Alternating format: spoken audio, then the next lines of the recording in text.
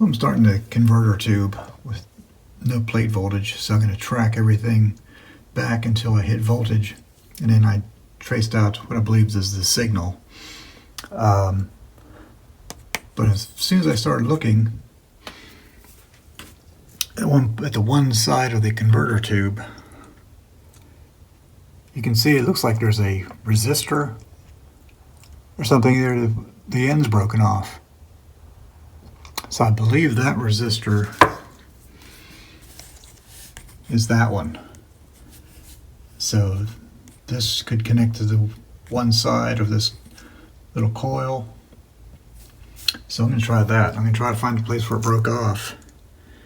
As you can see, it looks like one little end is just hanging there. So I don't know if I did that years ago and just never replaced it, or maybe it was just broken off. I don't know. So I'm going to connect that back up to where I believe it is and give it a shot, see what happens. This is probably the best tool I have in my shop. You can see it's from surplus from U.S. Navy medical, I guess MD medical division of U.S. Navy. So who knows what horrors these things saw. But right now we're going to use it to try to pull that little resistor up. Well, I actually figured out what that was. It was actually this, the 220 microfarad connected to the rotor switch and down, and it connected to the 2.2 meg resistor.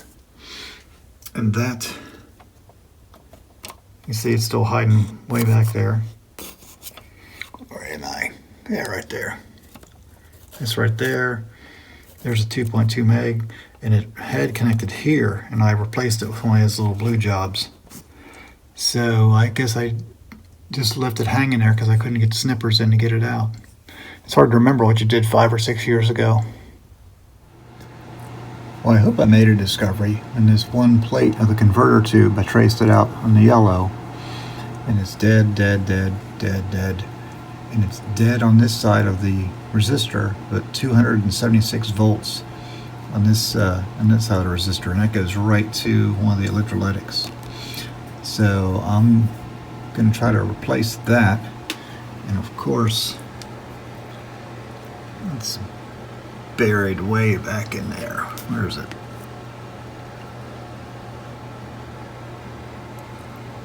Somewhere back there. Oh, there it is. Way back in there. So yeah, easy to get to. Where I put the new resistor, you can see right there the yellow, violet, orange. It was getting hot enough to start burning the insulation on the white cable. So I'm gonna have to try to put it where it originally was, behind all that. So it must be getting really, really hot. You can see where this 47K 1 watt resistor was just starting to cook. That was just after just a few seconds. So I'm going to beef it up a little bit and put 2 100Ks in parallel and make it a 50K, but a 2 watt. And hopefully that'll take care of some of the heat issues. Well, some of you may have noticed this. I didn't until I tested it. I used 2 100 ohms, not 100Ks. So this would have only been 50 ohms. So this, yeah, that would have been, this thing would have gone up like a bottle rocket. All right, good. I'm glad I caught that before I put this in there, because it's a tight squeeze getting all that inside there. There are my 200Ks in parallel. So we're gonna hit the switch and wait for smoke.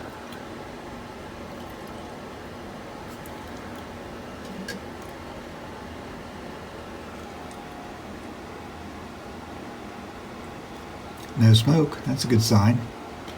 But also no radio either. So I guess the search continues.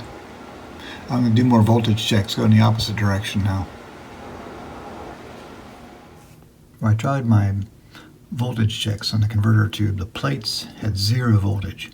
So I marked them with the yellow and the pink, worked my way down, found out where they ended, the voltage ends, and then worked my way back up from the electrolytics. And this one, electrolytic, the voltage goes to here, and then dies right after this resistor. And then the yellow one, electrolytic, goes up through that crazy resistor I made, goes through it, but then it dies right there. Right after it dies in the resistor. I don't know what the deal is, but yeah, there's no voltage. So I asked people who've forgotten more than I'll ever know, and they said, well, maybe try to clean the pins, because they couldn't figure it out either. There's no reason why the voltage would just end. So I did that, and as you can hear, it's not playing.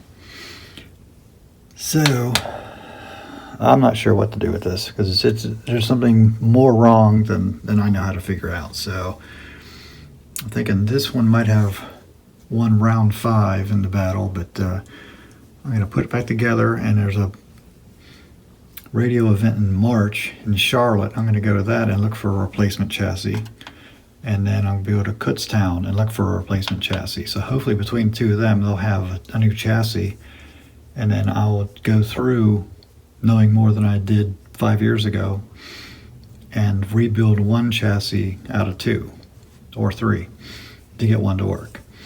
So it's not over yet. I'm not giving up the fight, but this one won round 5. All right, and I'm going to have another radio that I got at Kutztown like 2 years ago. It's a battery set. I'm just going to look it over because it's missing some tubes. Just look it over and see what's inside. I haven't even really taken a real good look at it after all these years. Alrighty, well, thanks for watching. This one's not done yet, but maybe a few more months and we'll try again. All right, thanks for watching, and thank you everyone for helping. All right, see you later. Bye-bye.